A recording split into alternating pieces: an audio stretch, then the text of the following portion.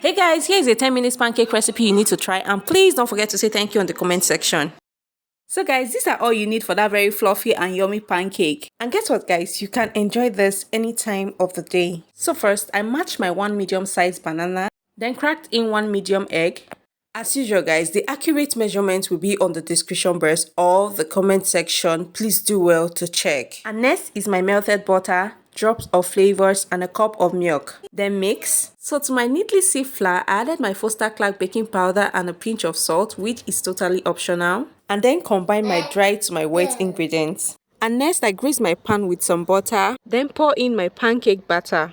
Cover for 2 minutes and then flip. And guys, your heat should be on a very low heat. So I repeated the same process with the rest of the batter. Please guys, ignore the tone of my voice. I'm presently under the weather. And finally guys, our 10 minutes pancake recipe is ready. Thank you guys for watching. Please don't forget to subscribe. Bye bye.